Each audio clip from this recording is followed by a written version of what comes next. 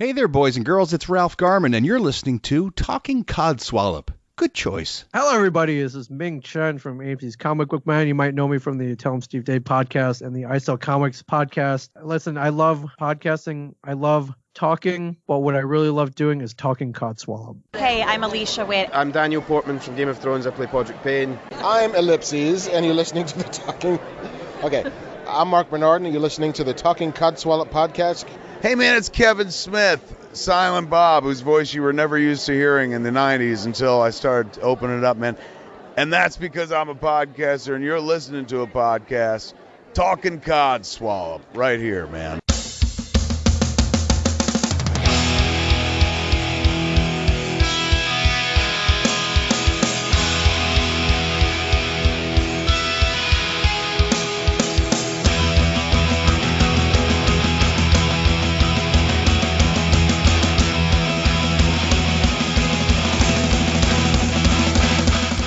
Hello and welcome to this week's Talking Codswallop. So this one's going to be a little bit different than what we've had before because of Salty Tadpoles. If you've been following us on our various different platforms, you will know we have some new people joining us.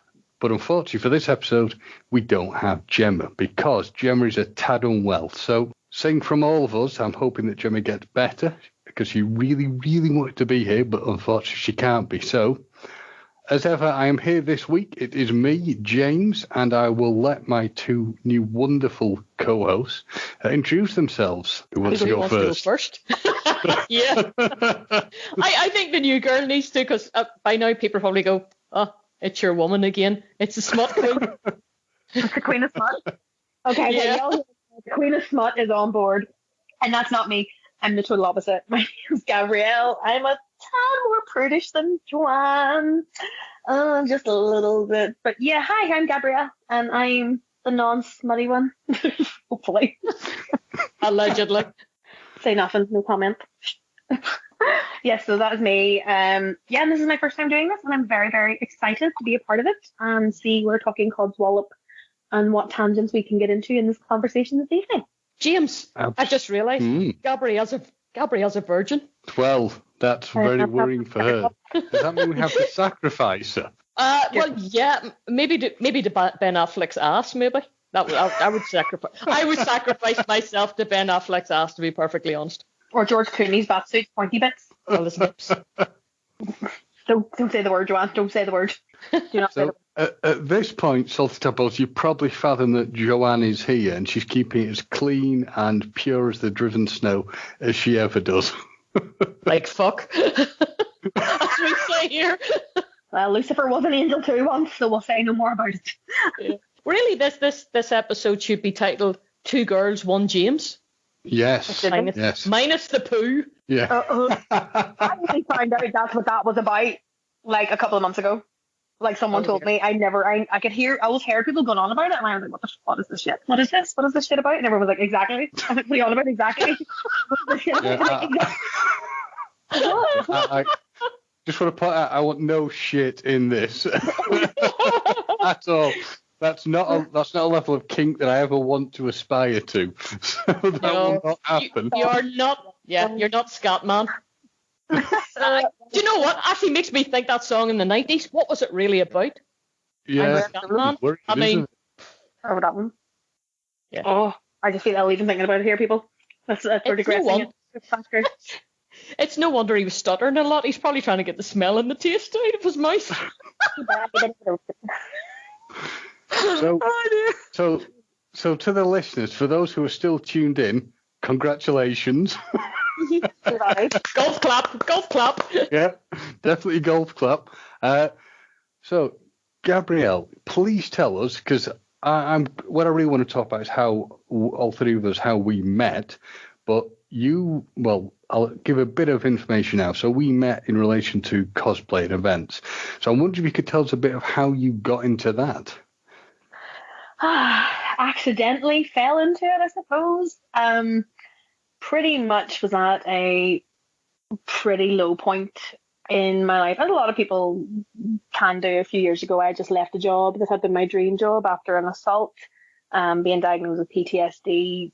Hated anything at all to do with crowds.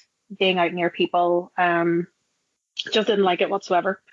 And then one day, Gordon, that's my husband, he and I, me being the typical mum, I was looking for things to do with the kids at the weekend and saw that there was a Comic-Con in Belfast. And I was like, okay, the boys can go, but it works out cheaper to get a family ticket. So we'll all go, just because it's cheaper. And if us girls don't like it, we'll go to the town and have a coffee or something like that. And the boys can stay. Totally thinking I'll last about 10 minutes in the event. I was the biggest kid you would ever have met in your life. I was running up to Batman, Batwoman, like all these characters. And it was probably the one time Gordon was with me, so I was comfortable in a crowd, but how do you describe it? It's like it wasn't a real world because there were so many people there who were not themselves, if that makes sense. They were not themselves. So it just made me go, do you know what? This is something like I might look into. So it happened to be like, I'd love to do a redhead because natural ginger, we're not represented enough, Joanne and I will say, power to the gingers. Go for the one day, but there was none really there. And I just happened to I always love the film Brave with Princess Merida. And I thought, you know what? She sort of reflected me in a way that she made a mistake, things went wrong, but she fixed it herself. She didn't necessarily depend on anyone else to fix it. She had to take ownership of it to fix it. So I thought, this will be my way. I'll own this person. And as soon as I put on the wig and the costume, I all of a sudden became Scottish and started talking with my Scottish accent and everything, and totally just get into the whole character. And then it just sort of evolved from there, really. That's how I got into it. I met Joanne at an event as I was dressed as Merida. She was dressed as Batwoman. That was many, many years ago. I think we actually, while discussing the definition of an offensive weapon, if I'm totally honest. Yeah, we had a moment. we both know. Both of us know that we know, but we can't say what we know, but we know. Yeah. It's like, are you? Uh-huh. Yeah, you're you. Yeah, you. Okay, say nothing no more. So that was pretty funny. And then sort of created my own little group, Wish, over here in Northern Ireland, which it was literally just a group of cosplayers who are now like very much like family to me. We would just go out to events and help raise money for charity, and it was never about accuracy. It was just about fun and getting out for the day, if I'm totally honest. And then that's pretty much how I got into it. Started with it, and then it just sort of it spiraled into something where I'm now hosting events. Sort of, again, don't know if you want me to go on about that there, because I'm sort of waffling quite a bit here. No. Please do. I was going to say, how did it lead into? Because that actually shows where you started out in getting involved with like the cosplay. How did it become the bigger thing that it's become that you're involved with now? Accidentally. We had a character who was with us before, and I put his name forward for an event because it was like a 90s event, and that's fine. And the organizer of the Monopoly events asked me to come along too, so I went. And I went as Princess Merida, and it was for a Scottish event. And I thought, I have to be Merida, but there's a fear here because I do speak Scottish accent when I'm there. I'm like, I'm in Edinburgh here, and if I do this wrong, well, I'm going to get ripped to shreds. You can't be getting this wrong. So I think it worked out that there was the cosplay competition was happening up the stairs. It was quite a small thing, but the girl who was running it, God bless her, there was nobody there for the stage. There was nobody doing it. I says, shit. And they were like, do you want to do it? And I'm like, oh, fuck. I know I hosted Ginger Pride once, but that was like I introduced a band or something. It was fine. It was a bit of fun. But this is, I need to like host, not actually, this is like a full hour or so on stage. I need to be witty or something. I need to have a clip. And I don't think, Joanne's seen me on stage, I don't think I'm funny, but apparently I am. I don't mean to be. Yeah, I mean, definitely that time that we did the Rocky Horror thing for Banterflix. Oh, it was the best of fun. I mostly sexually harassed people, but you were you Joanne, sexually harassed? I know. Never. I've seen. I mean, sorry to interject, but I've seen Gabrielle on stage now several times, and it always amazes me because I know Gabrielle so well, and I know what happened, and I know the difficulties that that you've had, if you don't mind me putting it that way. No. But seeing you on stage is just incredible. We did that actually that Liverpool. weekend. James? Yeah, Liverpool. That I met you as well at that, James. Gabrielle did her first after show party that night, and the cosplay guests and myself, who Gabrielle, she was our wrangler for the weekend. She was like she was our wish mama that weekend, making sure we were all right. It was absolutely brilliant. We just stood at the bottom of the stage that night and thought, holy shit, look at that. It was unbelievable. In fact, one of the girls started to cry. She was so proud. But it was quite an emotional moment because we were just having a blast, but just seeing a friend shine that way was extraordinary. Yeah, it was literally the most. It's nice to see where it is now, but where it was before was totally like. I mean, I literally got on the stage the first time, and the banter was brilliant. And you need the audience for the banter, for definite. I mean, we had this guy who was dressed as Ming the Merciless. It was so funny because we had the kids come up for their sweeties at the end. Every kid gets a sweet, and this guy literally got on his hands and knees to the height of the children and crawled along the stage. And I spent that cosplay competition getting the crowd to boo him anytime he showed up. And it was just, I just really felt in my hand, and I came off, wasn't even the stage, it was like the upstairs room, and I came out of it all sort of, I wouldn't say adrenaline as such, because it was a little bit of adrenaline, I suppose, but I was sort of like shocked at myself. Do you know what I mean? That I had actually stood on a stage in front of people I did not know and felt safe, and I didn't actually care if they judged me or not because I had fun with it.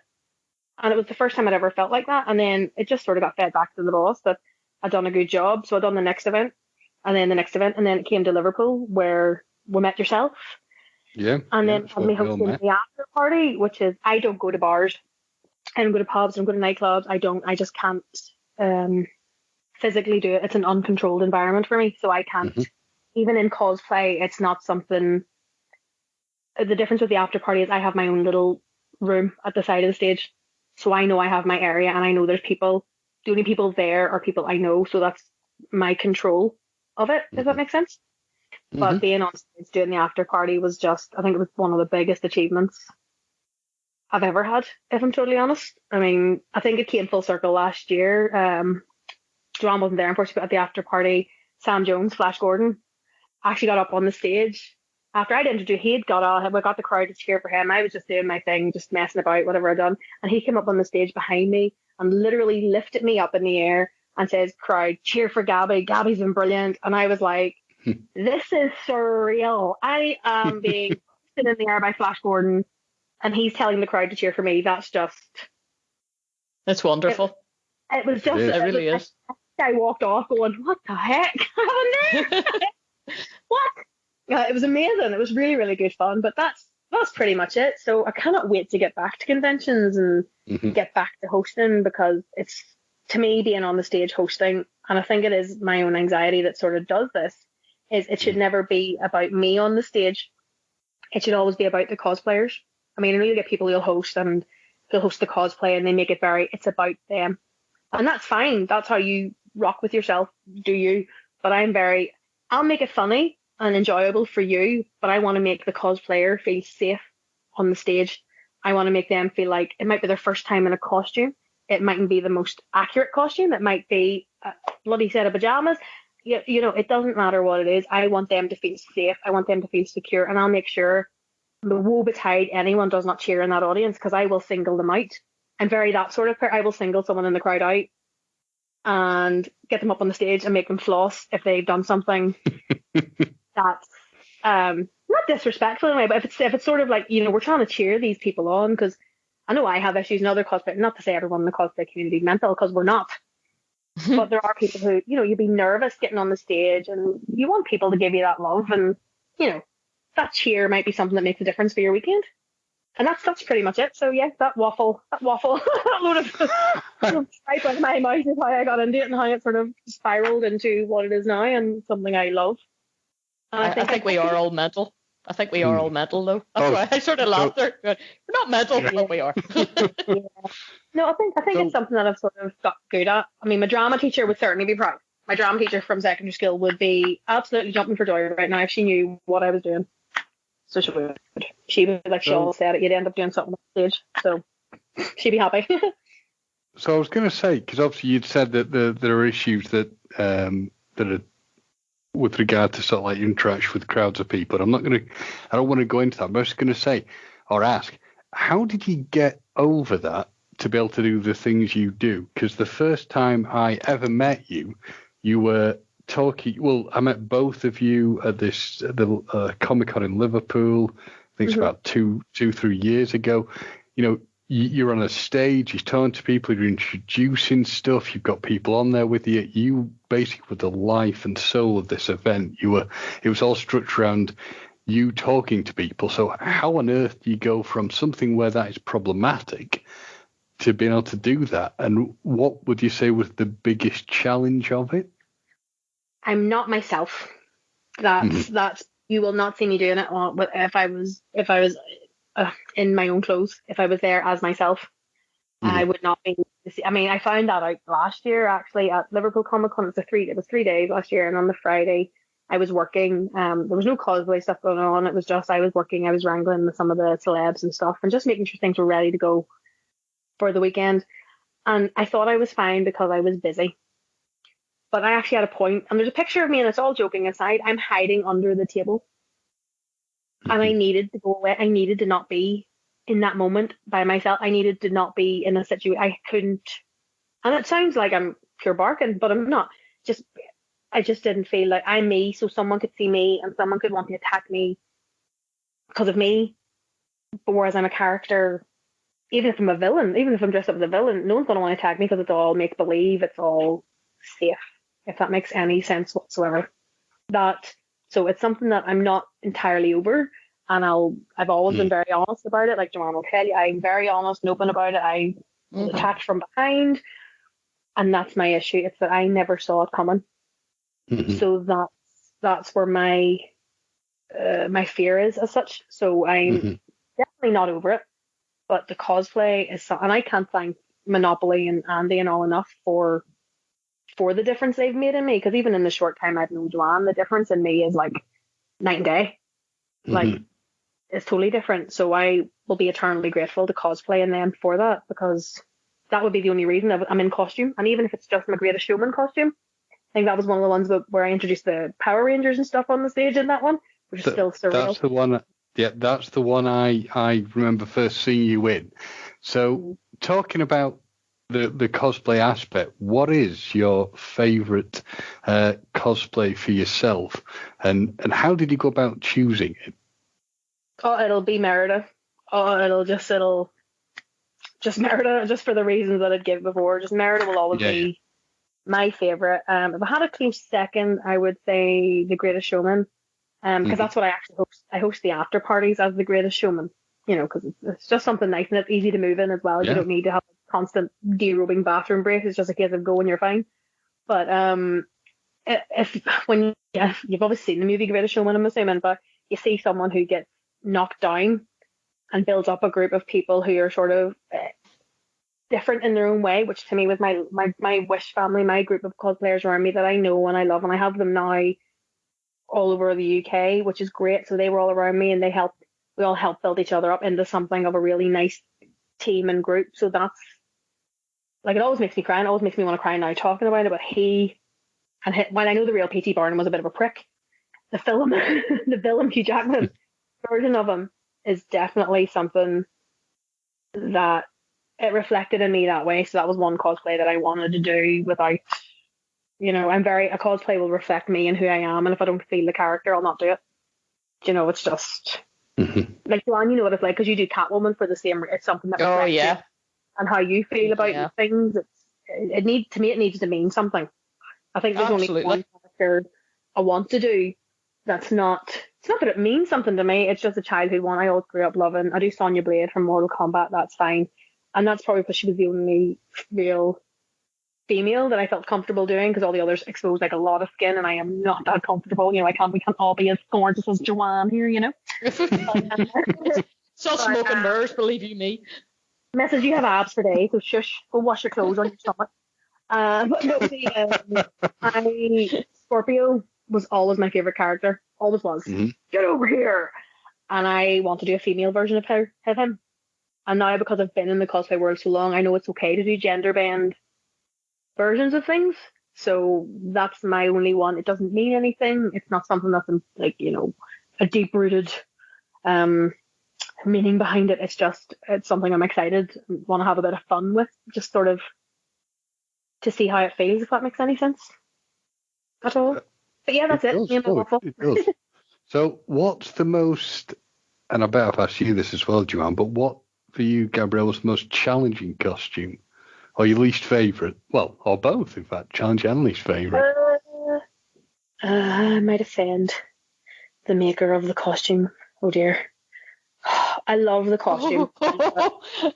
Is this the one I'm thinking of? Yeah, I love it. I do love it because my husband, he worked so hard on it. But my Mandalorian, I love it.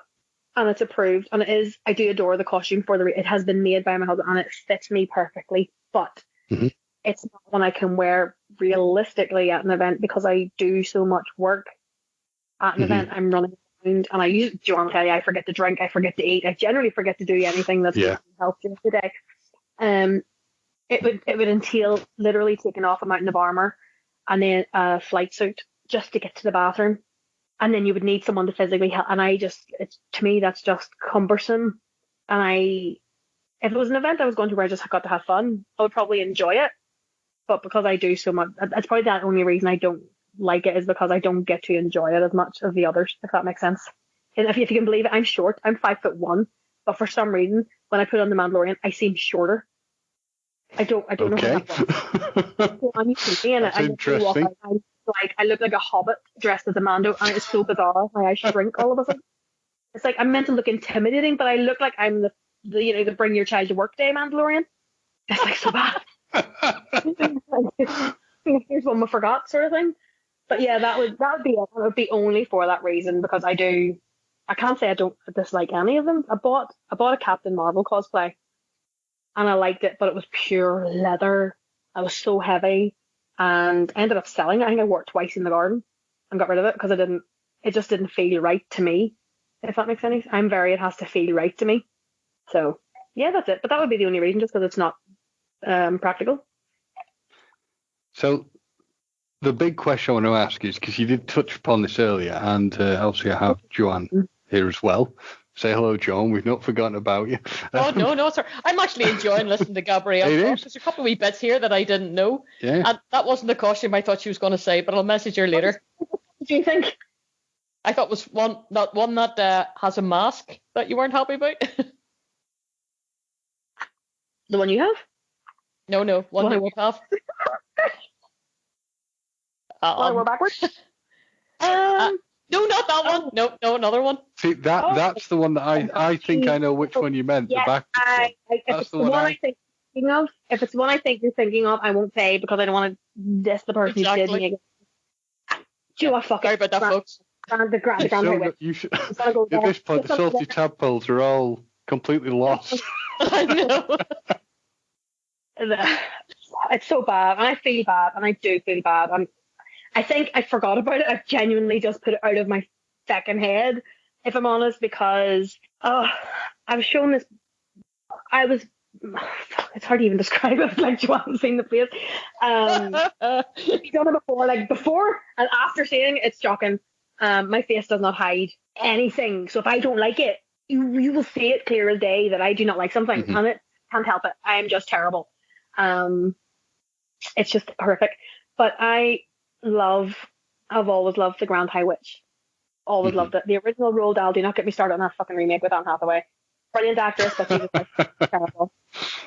But Angelica Houston, fucking loved it, right? And as my thank you from Monopoly for doing this job, I do.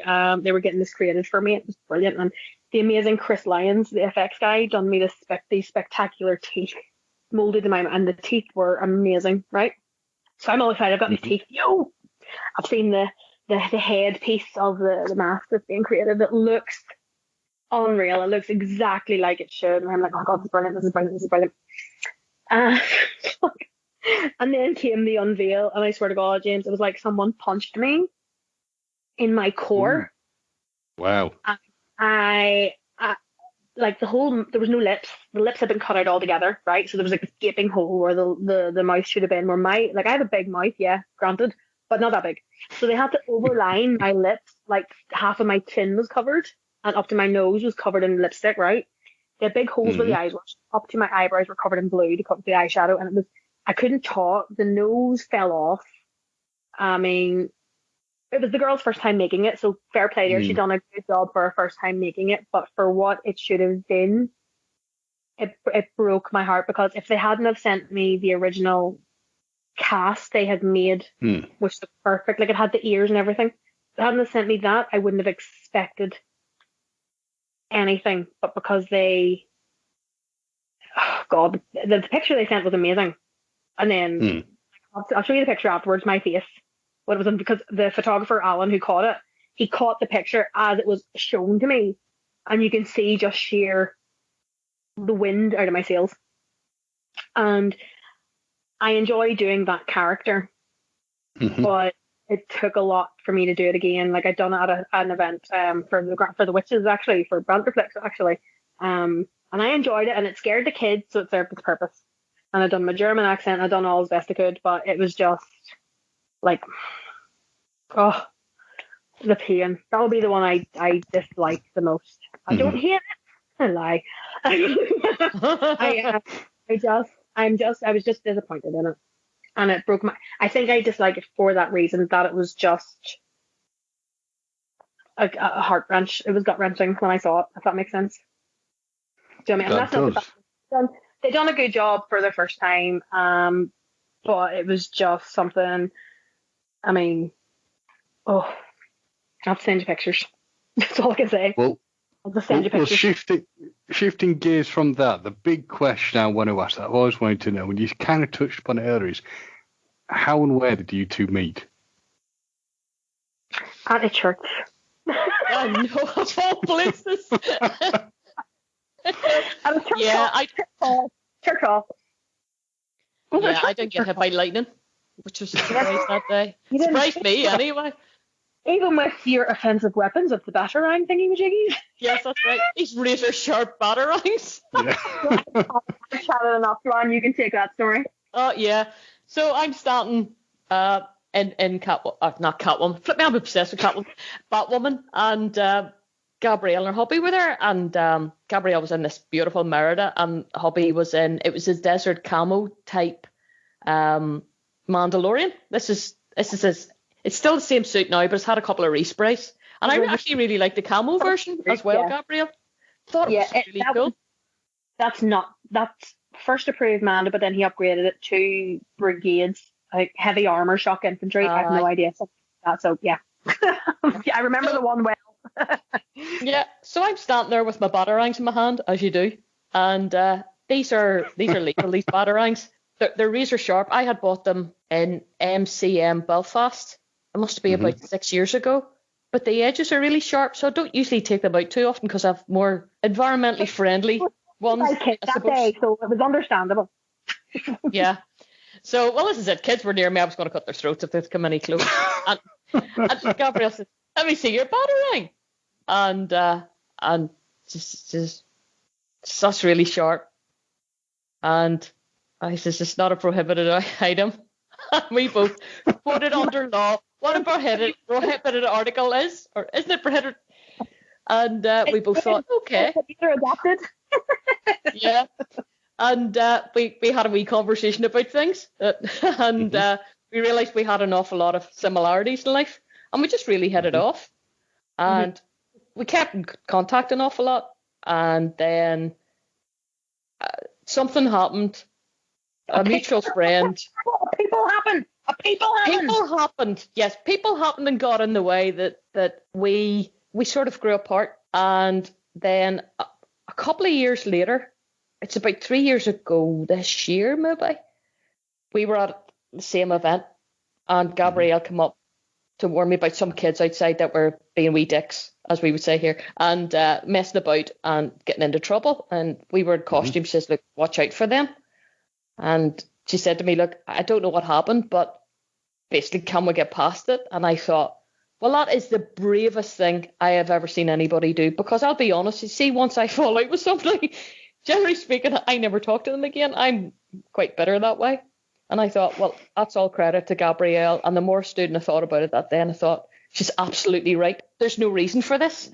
And just the friendship just blossomed again from there, because we had got on really well before, and it's really quite romantic.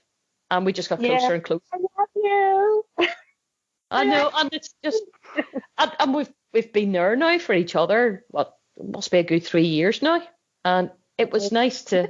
That day, my eye was open to, like, I'd heard things, and my eyes were open that day to characteristics that were not slightly stalker-esque in ways.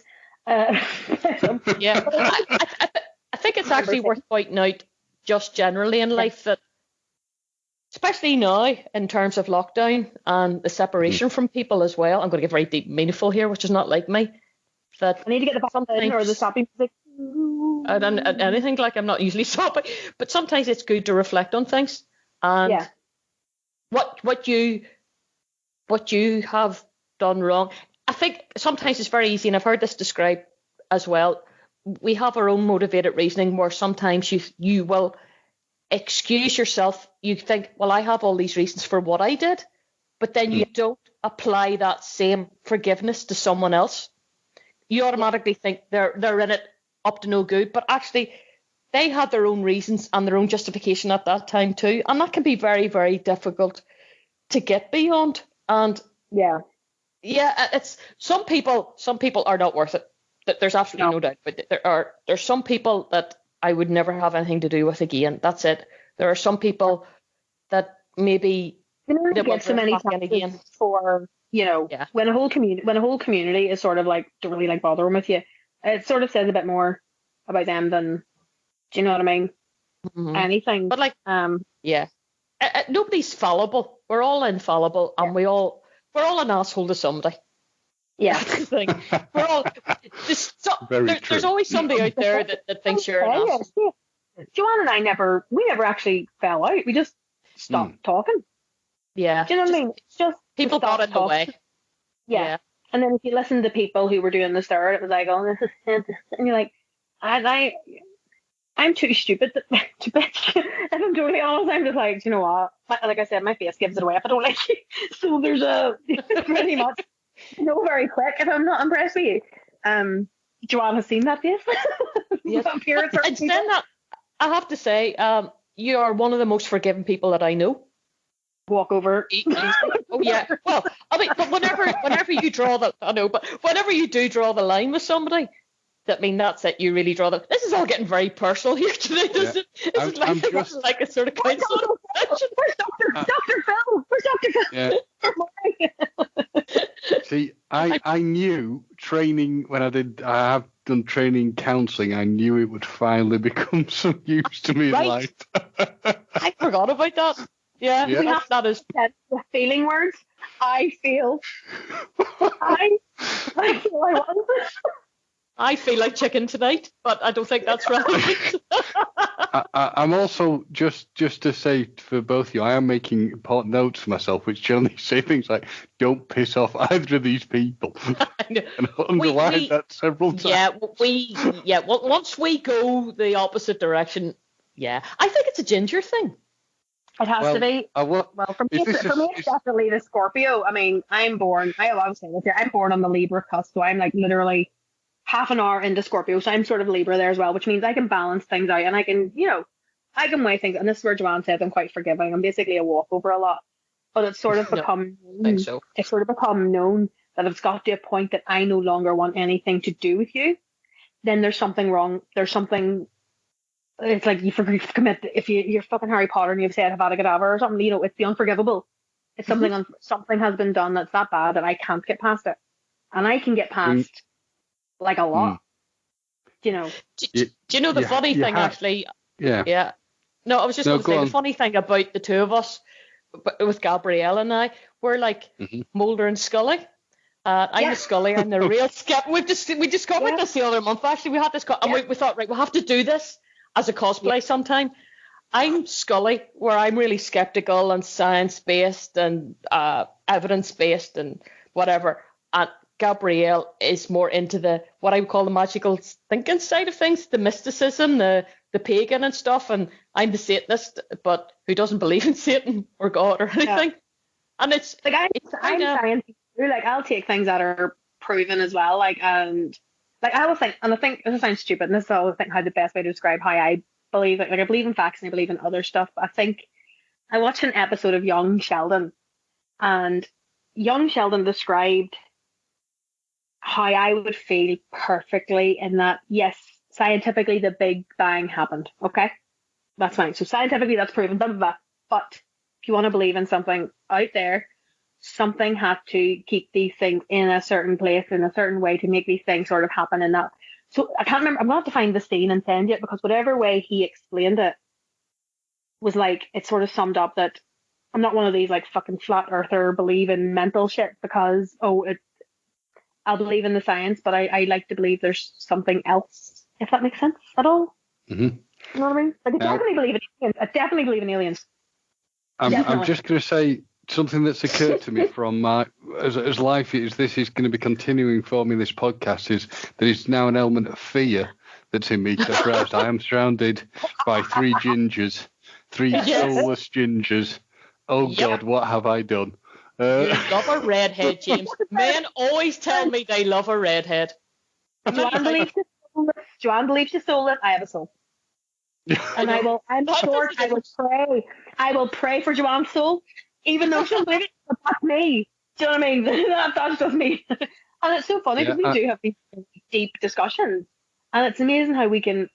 You know, people will get offended, like butthurt, because you don't believe the same as me, and you're talking shit. But we actually sit and like, you know, talk it out. Say you're meant to. I think that's amazing, because people do get butthurt about things when they shouldn't.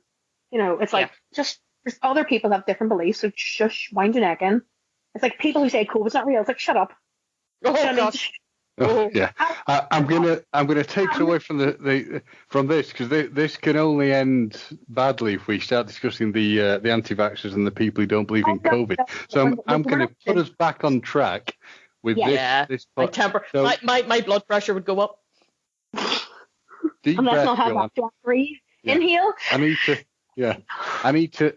I'm going to say one thing. So it would be, I'm testing what's left of my pathetically damaged memory. It'd be 3 years ago that we all met, and to set the scene, it was the Liverpool Comic-Con.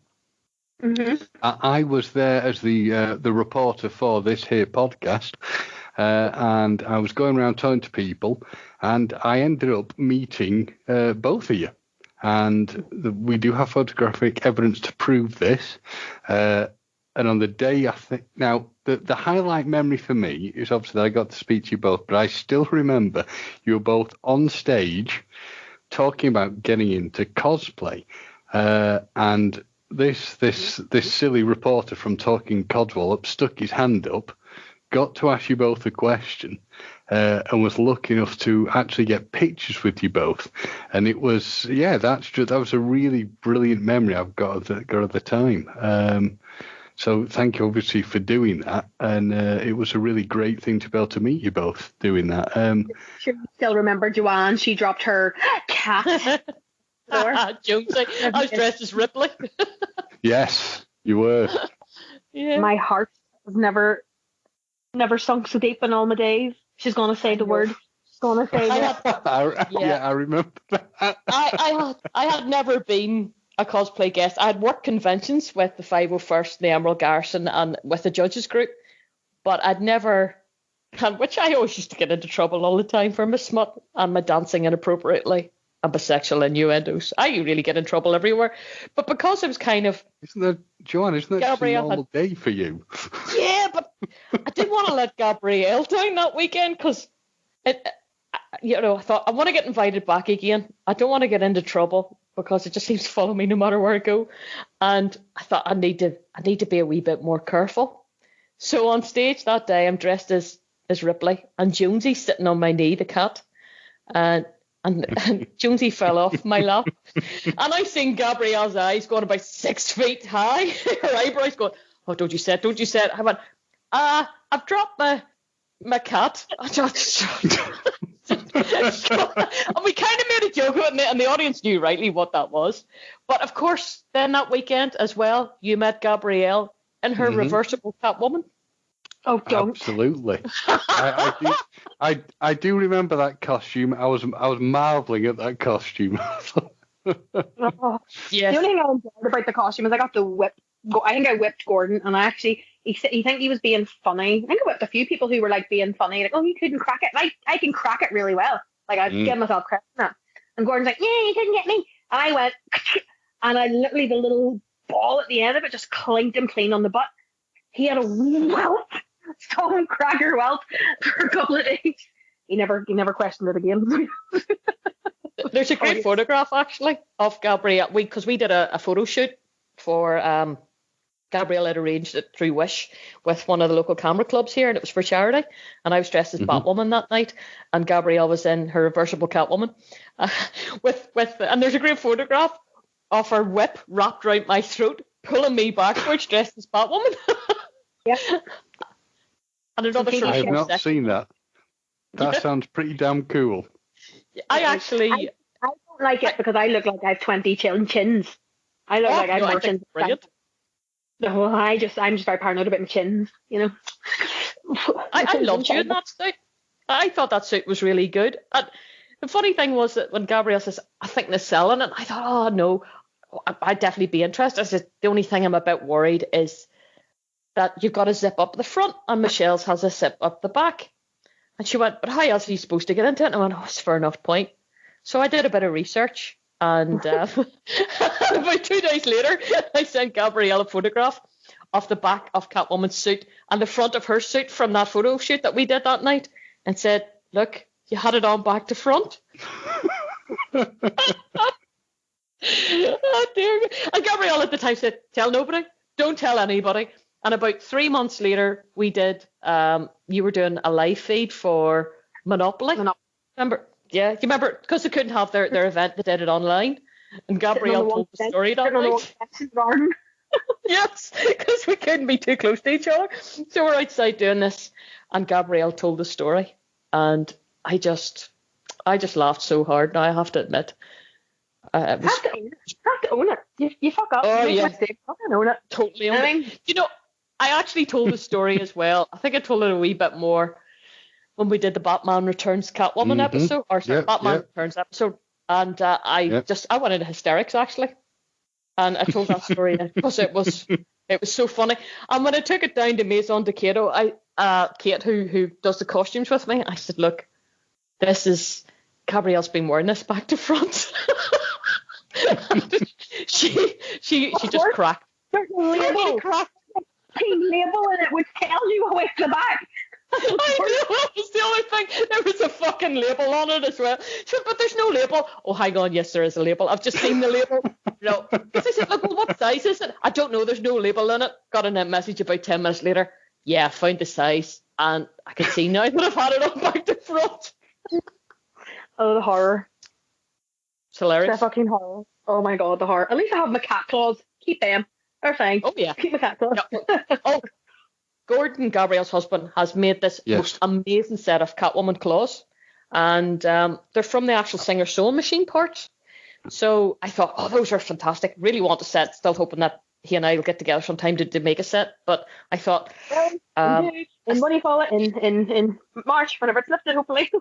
Oh yeah, exactly. But I thought, right, I kind of need a slightly more convention friendly set in case I'm at it's an event I'm not working at. So I've made a set recently actually, and I think they come out really well. I'm really chuffed with them.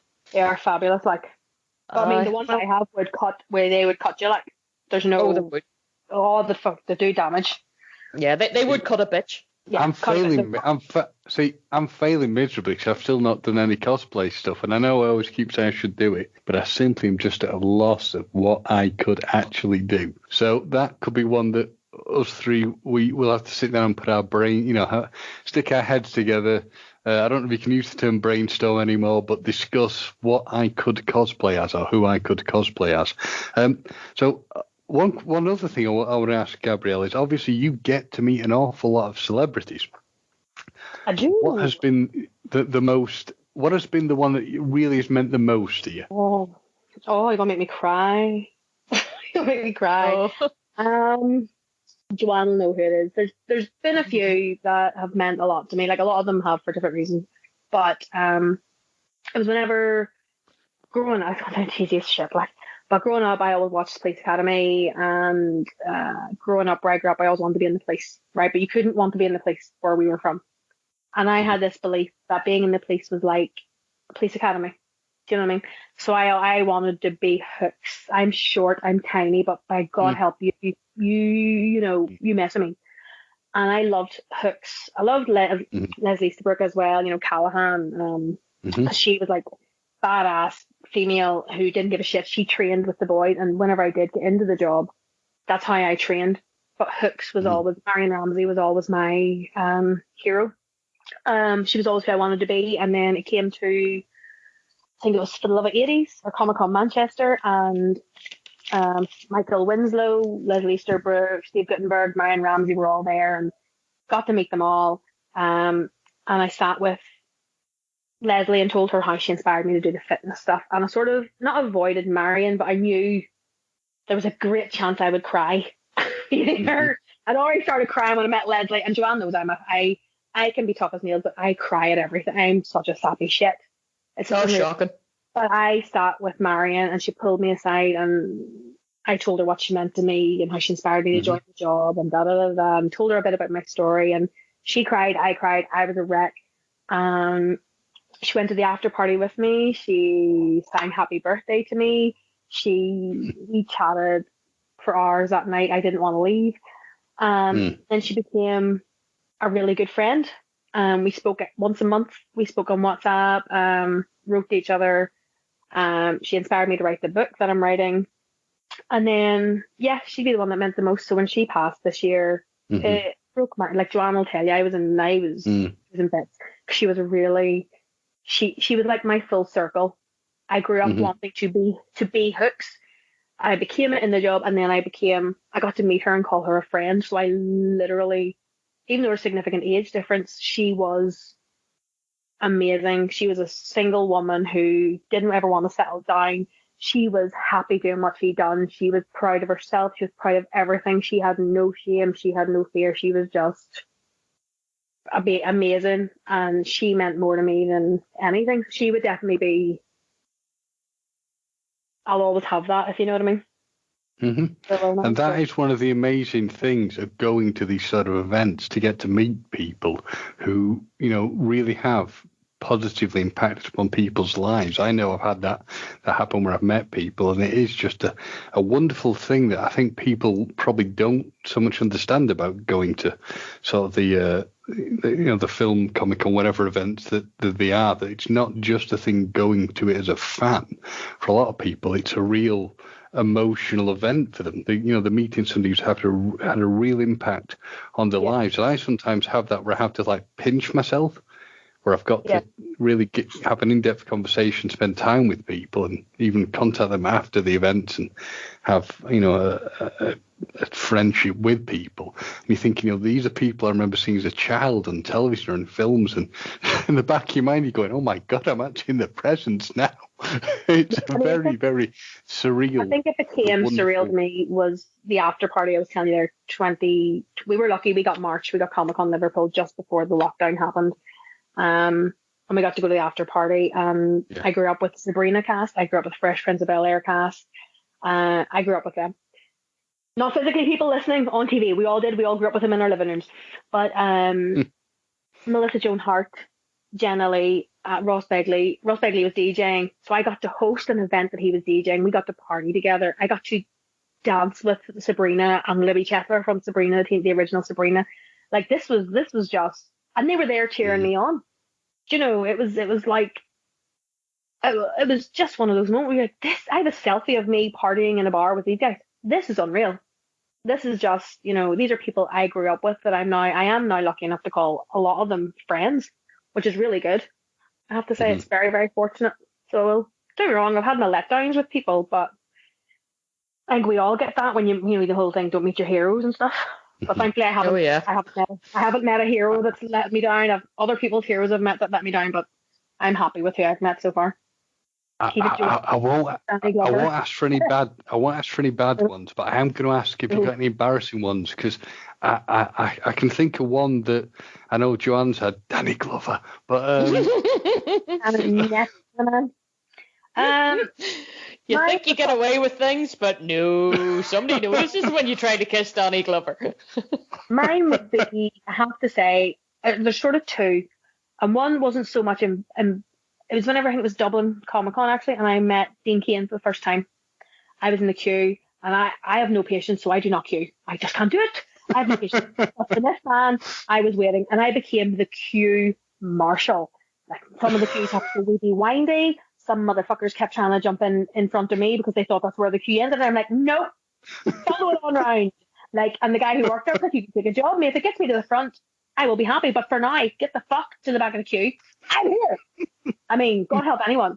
And it turned into this bit of a joke, right? And then I was getting closer and closer, and I was starting to physically shake.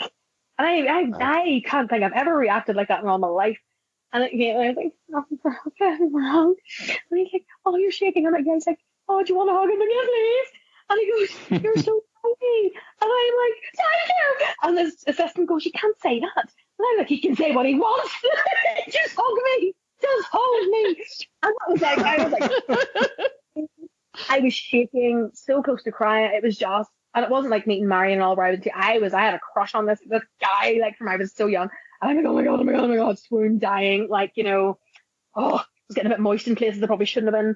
I was like, oh my god, I'm dying. And Gordon is going, and the Dean King goes to Gordon, do you want to get in the picture too? And I went, no. Gordon sort of stepped back, like, all right, Jesus Christ, child. Like, you know, this is our moment. And says, okay, this is our moment. And that was fine. So I walked away thinking, Christ almighty, I have my autograph, I have my photo, I'm just dead. I'm just like, I can't believe this shit. Cloud 9. And then it came to Monopoly Events Comic Con Liverpool, the one we met at where he was at it, right? Yep. And you think it's been nearly 2 years since Dublin or whatever. Yeah, I've met you before. Oh, fuck. He's like, you were in Ireland, was it? I was like, yeah, Dublin. He's like, yeah, is your husband here this time? I'm like, hi. He's still not getting the picture. Like, fuck. Of all things to be remembered for. But there was that, definitely. But one of the funny ones with Monopoly, it always seems like I'm going to sound like a pervert. So I have Joanne want to take a role. But Peter Facinelli, you know, the guy who played Carlisle Cullen in Twilight. Now, my God, the man is beautiful. Sweet. Baby Jesus, he is beautiful, right? And Aurora was dressed as a beautiful Volturi vampire. She was, Monopoly had her posing in the photographs with Peter for the fans and stuff, along with some dire wolves. So pretty cool, right? It was a pretty amazing thing to do. And then it came to, I was allowed my picture with him. And he goes to Aurora, come on, you do it too. I'll show you how to bite, right? And he lifts my wrist. I'm fucking swooning thinking about it. He lifts my wrist. He puts my wrist to his mouth, right? And his lips lock on my wrist. And I'm like, Mother Jesus, Mother Jesus, Mother Jesus, right? And his tongue literally, like, fucking licks my wrist, I swear, to baby Jesus and all that's holy. In the words of Joanne, I nearly creamed myself. I didn't know what to do because my daughter. I don't know. I was blushing. I couldn't physically fucking speak. I couldn't even. I should add here actually that Aurora is Gabrielle's daughter. So her daughter's seeing her mum just having a hot moment. I was going to say how. I think the picture was actually who it was, but yeah, how did she handle that? Watching her mother turn to mush. He done it so beautifully, right? Because he was like, no, you just do that. He was really directing Aurora, because Aurora's on the other wrist doing the exact same thing, but obviously he didn't have her tongue out. And I'm like, baby Jesus. Oh. And it's just the picture is me, like, I look shocked, but I'm like, this is not, I'm dying. I don't know. So I think that's the moment too. Oh my God, it's such a beautiful moment. One will be remembered forever. For those who are just tuning in, welcome to the X-rated portion of the show. This is the woman who said, "Oh no, I'm the clean one. I'm quite a prude." I was just thinking having an orgasm. Having an orgasm in London Comic Con. I think I did. I think I organism. And the words of what is the film? I'm telling you, she's an organism. Almost organism. You needed some lady alone time with that man. That's what you needed. Joanne, I think you've got to challenge you to the Smut Queen. Yeah, I think so. Yeah. Joanne takes that. I can just openly talk about embarrassing moments like that where I died. I'm even red thinking about it. But Joanne knows. Joanne knows the word Joanne. There's a word how much of a prude I am, right? There's a word I cannot say, nor can I really have it said around me because I get embarrassed by it. And it's such the word cunt? No, that word is fine. It's not fine. It's horrible. I have to say it. But it's a normal word, right? And if it's said around me, like around me, I can ignore it because I can just like ignore it. But if it's said in a conversation to me, I can feel myself getting red, right? And it's happened. It's so bad. And Gordon and a couple of others caught on to this at one point. This is many, many years ago in a call center, right? And they kept saying the word over and over again in the smutty way it was intended, even though it's a totally normal word. Nothing wrong with the fucking word. But if it's used wrong, it'll be wrong. So they said this word over and over, and I can feel myself getting redder and redder and redder and redder. And I can also feel my top lip starting to stick to my gum because my mouth is that dry. I'm literally like scundered for all life. Like my lip is stuck to my gum. And then I hit the dirt. It embarrassed me that much that I fainted. Wow. Joanne, do you know what this word is? Do you know what? I'm trying to think it's not moist, is it? Because you said moist earlier. That's fine. Moist is I'm not going to tell you. It could be moist. You do know what it is. I have told you before. All I want, the deal I'm going to get is, Joanne, if you can work out what it is for when we next all meet up, just send me it, and I'll just see if I can drop it into conversation. End the call. I will end it. There would be no. It would just be like I couldn't do it. Even now, I can feel my gum drying out. Even thinking. Do you know what? We actually need to get the salty tadpoles in on this. Yes. Because I can't remember what this word is. Yeah. Yes. So, can we guess? Folks, if you can guess what this is, can you give us a vague clue? No, because it would give it away. I tell you what, here's the deal. Salty tadpoles, listen to this when you come to this thing. On Facebook, Twitter, whatever, start hitting us with words and we can test Gabrielle on these words and see what it is. So what do you think it is? What do you think could be to be the word that has the real impact? And we will test it out. We'll see what happens. And when Gabrielle faints, we'll know we've hit the pay dirt. That's your prize. Gabrielle will faint. There you go. There's your prize. It's a normal. It's not a bad word. It's a normal word. It's not a bad word. I love it. It's a game, Joanne. That was a brilliant idea. It's a game that is great. So salty tadpoles, hit any of us up with what we think it is, and we will test out the word and see if we get a response. Now, moving on. I know I'm going to be in trouble, and I'm in trouble most of my life because I've done this in a slightly wrong order. I should have, instead of going straight to talking to Gabrielle, our new wonderful co-host, I should have said, has anybody got any stuff that's really annoyed them this week? So any Codswallop they want to discuss? So, ladies, the floor is open. So I'm going to go as our new co-host, Gabrielle. Could you tell us if there's anything that's annoyed you this week? I think mine might get deep very quick. So, Joanne, if you have something that's not as deep as mine might be, you might want to go first. Well, mine's slightly vague. It's more the fact that apparently I can't read. I have ordered 2 items of clothing, on eBay recently. Both have arrived, and apparently I can't tell centimeters from inches, which might be quite amusing to a lot of guys listening out there. If you have 6 centimeters, I gotta be fucking impressed. If you can give me 10 centimeters, even better. Yeah, I can't tell. I ordered this. I do the 13th Doctor, not euphemistically, but just I am the 13th Doctor, and I have a T-shirt. All excited then. Yeah, no, I do the Doctor, and in time space, I'm pure timey-wimey me. But our T-shirt that I have, I spotted. You can't get it anymore. I got it off Amazon, and Maison Decado, she had tailored it so that it sat properly at the neck, and I always thought I should really get a second one in case I ever lose it. So I thought I spotted it on eBay, and I thought, happy days. It's only like somebody's looking £8 for it. I'll offer them a £5. I'll be a chancy one. I'll offer them a £5 because they said make an offer. And I checked the size. I went, yeah, that seems to be the same size as my other one. And I took measurements. And I put that bit in. And they accepted it. And I thought, well, aren't I brilliant? I've just got a real bargain. And it arrived a week later. And I had got my centimetres and my inches completely mixed up. And I took it out of the parcel and I thought, well, there's a hanky. So it was like, it's a kid's size. Now, what I did was I actually managed to get into it to try and get the girls here up top, stretch it out. Of course you did. You just rubbed that in our faces. I got those bops in there to try and stretch it out. And it's kind of slightly working. Give it to me for a weekend. I work it, let me tell you. Working, baby. But so then I thought, right, okay, lesson learned, Joanne. Be fucking careful what you order the next time. And I spotted about a week or so later this hoodie, size small. Thought, okay, this is great. Men's size small in a t-shirt fits me. And generally speaking, I have some of their men's size small in hoodies. Great. It was another Doctor Who one again. So there's a bit of a thing going on here, and it had an Ood on it, and a Cyberman, and a Weeping Angel. And I thought, oh great, love it.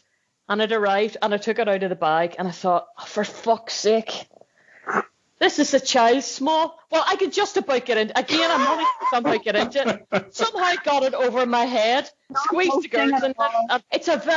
It would be like an extra small men's. And I thought, well, usually size small men's does me, but no. So, my problem is that I sometimes order things that I shouldn't do without reading the things first. It was a bit like we were working on a costume for Kate. It's actually steampunk version of a judge. And I had spotted some, cogs, clock cogs, because, steampunk's all to do with cogs. Sent her the link on eBay. Have a look at this. I think this would be perfect. And she ordered them, and they arrived. And they're minute. So I have form for this.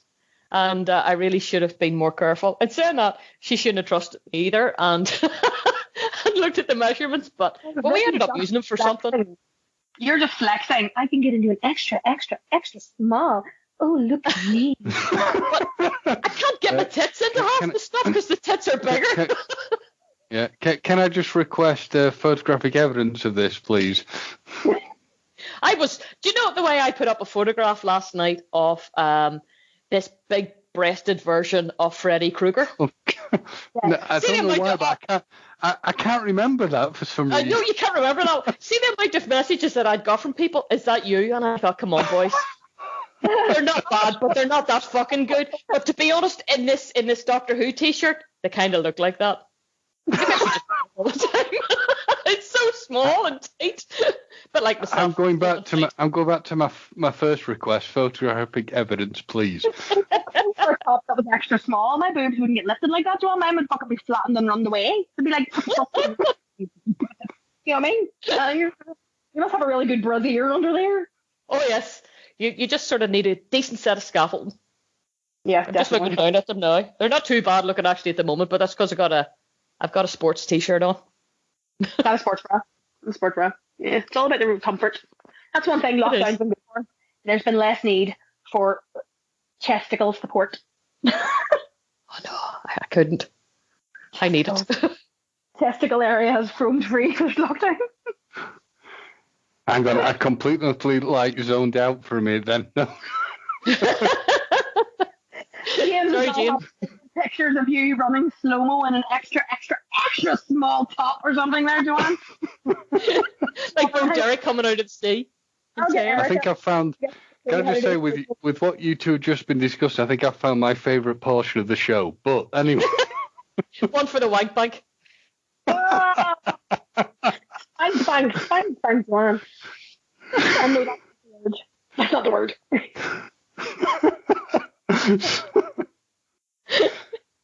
Right. So, anyway, so Gabrielle, what has annoyed you? What has got your what has been your codswallop for the week? Well, mine is I only had it sort of mentioned to me just literally 5 or 10 minutes before we got on to record this.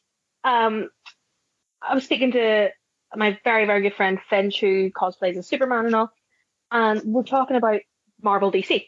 Oh, sorry. And we're talking about some of the DC films should be best forgotten, like, you know, the Superman that was in the middle there where he had a child, that should have been forgotten.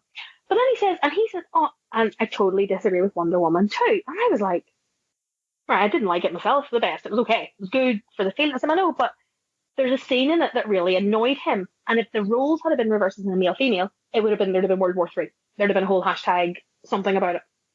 Because, and this is so random, and I don't even, Joanne, you know, I'm not offended by things, and so this sort of blew my mind. But the poor fella who Steve's body has overtaken, with Wonder Woman without his consent, nor his consciousness.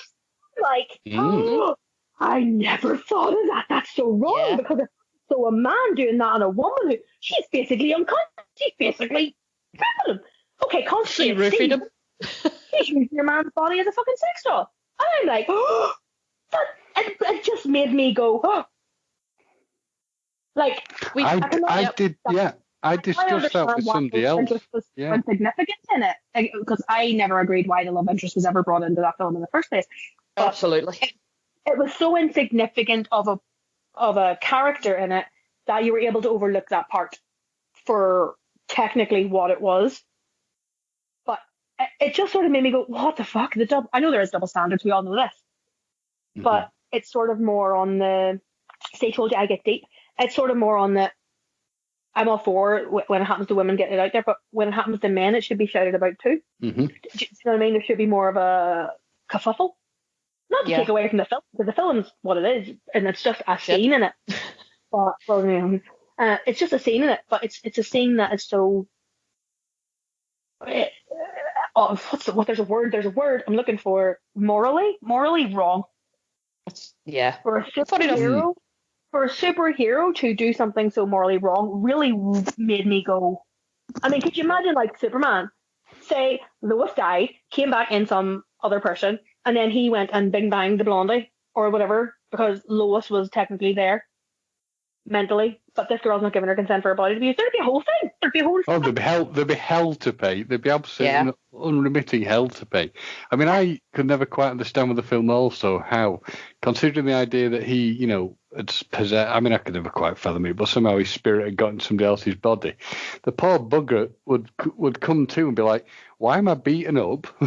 You know, why is my stuff everywhere? Why am I? Why have I got the entire U.S. government and military hunting me down for, like, breaking into the White House? What the hell happened over the past few days? I stole an aircraft as well. Yeah. Funny enough, we talked about that in. I did a review with Banterflix there just before Christmas, and we reviewed Wonder Woman 84, and that was the problem areas. One of the problem areas for me as well, it was the fact that, yes, the love interest, she defines herself by this man, and after 80 years, she's still sitting like lonely pint in a cafe. Lonely pipe? Yeah. Lonely pipe. Yeah. And it's just, and she wakes up, there's the other thing. If she's using him as a sex toy, why is she waking up the next day with a camisole on? Her bop should be out and she should be riding the whole of him. That was just, if she's going to use him properly. Maybe her conscience got the better, like. But yeah, no, that's the only thing that got me. And it's literally just because it's sort of like, not the scene didn't annoy me. Thinking about the scene didn't annoy me because it's whatever. Because there was a lot of plot holes anyway. But it's the fact that the double standard annoyed me, if that makes sense. Do you know what I mean? I can understand that. Yeah, I can understand that. That's what annoyed me more. There was no. It's like the Johnny Depp Amber Heard thing. I thought you were going to go there. Yeah, agree. The double standard just threw. It was just a lot. Do you know what I mean? And seemed to be, you know, I don't know, blew my mind a little bit. So thank you, Finch, if you're listening to this. Thank you. Yeah, it's not. Whenever it's sexism, it's from a female sexism. That's not balancing the books. That's inequality again, of a different way. That's true. Yeah. That's very true. It doesn't. There is that problem. An opposite wrong doesn't make it right. Yeah. I mean, could you imagine, in all honesty, Johnny Depp saying the stuff Amber Heard did in that interview? There'd be all hell to pay. Like, he was lynched for nothing. But do you know what I mean? It's like, it's the witch trials of men as such, but the men aren't getting to speak out either when they're. Do you know what I mean? I think a lot of the problems we're seeing now certainly is it's guilty until proven innocent, when it should be the other way around, innocent until proven guilty, which is a big concern I have on the way things across the board are sort of like panning out with a lot of stuff at the moment. But we're getting deep. We're getting too deep into these sort of things. So I'm going. Sorry. I know. Hey. No, I have something that might lighten the atmosphere. I could discuss this sort of stuff in my own time till the cows come home. I'll give you my only Codswallop of the week is that the creator of this wonderful podcast and my friend Gemma is unwell and able to join us this week. So that's the thing that's pissed me off. So I'm hoping she just gets better and he's all right, because she's been, as I said earlier, feeling a bit under the weather. So I think we can all agree that we want her to get better and feel better, as will the salty tadpoles. Sending hugs. Virtual hugs. So, Joanne, before I so rudely trampled on you, what were you going to say was something that could maybe improve the situation a bit? I have a quiz for us. I mentioned before that I had something fun. I have a quiz for us. And I'm going to read some of these out, and Gabrielle can be your lovely assistant. Excellent. Yes. Well, actually, Gabrielle, you could describe it, and it'll make sense once I start actually physically reading these out. And I thought we could do some of them. And because the three of us, are going to be doing celluloid Codswallop, I thought I should throw in some of these as time goes on. So rather than reading, because I have a whole list here, and there's probably shitloads more, because himself, he was sending me earlier, there's, the other half, he was giving me other words. So I thought, right, there's a lot here, and we could sort of do this every so often. So I'd briefly mentioned this to you and Gemma in our early Codswallop talk on Messenger. Local Northern Ireland words. So I've got a wee list here, and I thought I could do, say, 3 or 4. Yeah. So I thought, James, you could guess what it is, and Gabrielle could actually give you what the definition is. I like it. So this will be a wee quiz for you, Gabrielle. Some of them you might go, what the fuck? But you'll know them. But I'd be interested to see what your definition is, maybe even compared to my definition. So there you go. I've properly thought this. This is a proper thing, people. There you go. I'm now all professional and shit. We've become part of the team. I've now got my professional head on after a year doing Picard and stuff. Translate Dairy Girls. It'll help people translate Dairy Girls anyway whenever they watch it. Yes. Dairy Girls is something we have to definitely do sometime as well. Yeah. Okay. Right, go. If you're sitting comfortably. Yeah. I am Magnus Magnuson with a Northern Ireland accent. I shall begin. Right. Okay. So the first word is head case. Head case. What is a head case, James? James, you have to somebody who. Yes, it's somebody who's bonkers. Yeah. Nice one. Yep. That was an easy one to start off with. I even knew that one. You're lulling me into a false sense of security, aren't you? Yeah. Banjaxed. What does the word banjaxed means, James? Is it like confused, or if something is banjaxed?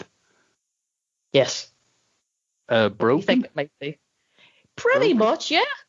Fucked, as I would think. Yes, fucked. Or it could also be a description if you're not. Say, Gemma might say, I'm not feeling great. I'm banjaxed.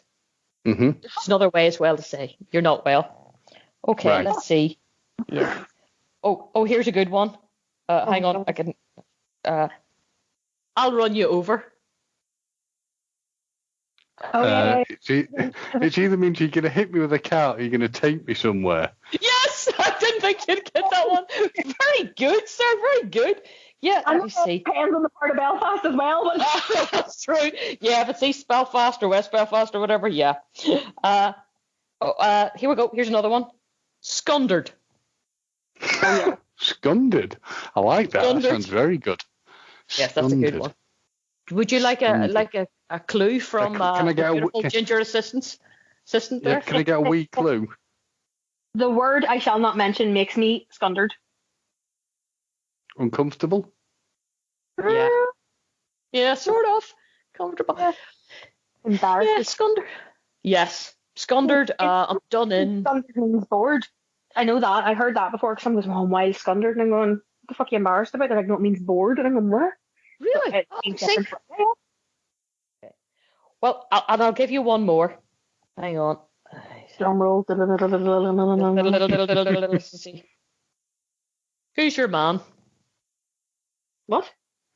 Who's your man? man? Who's your man? Is it like, who's your boss? No. Who's your husband? Sure, I should say it, sorry, with the inflection. Who's your man? Who is that person? Yes. Something like that, yeah. Pretty much. It's a bit like saying, who the fuck do you think you are? It's really, that's what it is. It's, who's your man? Who's your man think he is? We need to get our That's back bill for that. I'll have to make a list of these things for when we actually meet up. Just so if you start saying them to me, I'll have to refer to a piece of paper. Oh, do you want one more then? Go on then. This is kind of nice wee one. Boy's a dear. Can you just repeat that? Sorry, what? This is a good one to finish on. Boy's a dear.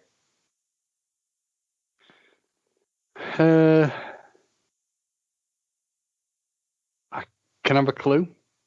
I'm trying to think if I know what it fucking means. Yeah, it's a nice thing. It's a nice thing. It's boy's a dear. Is it? See, I can't give a description because I'll end up saying what it is. I'm not good at that kind of thing. I'm trying to think of a description. Like how. Is it like how are you? Are you all right? Oops. Or Oops might be a way. Oops. I would say it's more, oh, that's lovely. So somebody says to you something, I see, what could they say to you? See, it would be, boys a dear, that's terrible. Boys a dear. Well, yes, that's true. There are two meanings to it. Boys a dear, that's awful. And, boys a dear, that's nice. So it's kind of like, or.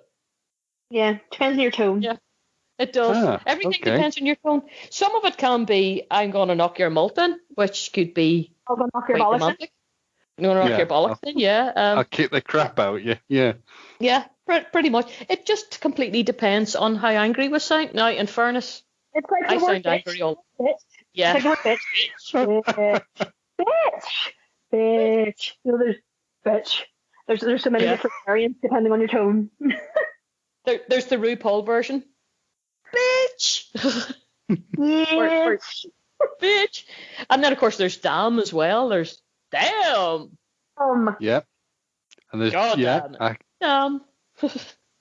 Yes, that's very, very. That was a good. I enjoyed that as a game. I'm glad that I didn't completely fail miserably and got a few. So that's always a positive one.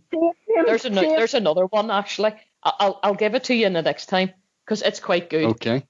You want to give it to him? Okay, Danny, do you give it to him. I'll completely banjax him. I'll banjax him. Just knock his mouth in. I'm gonna knock his mouth in. Yeah, see, we've slid into the slightly dicey X-rated territory again, but. And y'all still don't know the word. Boom boom. No, I can't fucking remember what this word is. Well, if you remember, you can't say either, because then it gives away the game. See, that is the game. Everyone can chime in and tell us what they think that word is. So, I reckon that we have been talking of Codswallop this week. I've really enjoyed this episode. It's been great having you both on, and I'm really looking forward to seeing what else we can do in the future. What are the crazy things we can discuss and where it will go. So, to bring this to a close, as I said, I think we've been talking enough Codswallop. I, as ever, have been James. And I've been having a threesome. Well, there's that. Yeah, we have been doing that, but yeah. I'm about to go and have a threesome with my pillow and duvet. It's going to be great. Yeah, I've been Joanne, as usual. Smut Queen, and I have been Gabrielle, the not so smutty one, allegedly. On that note, thank you, everybody, and good night. Night. Bye.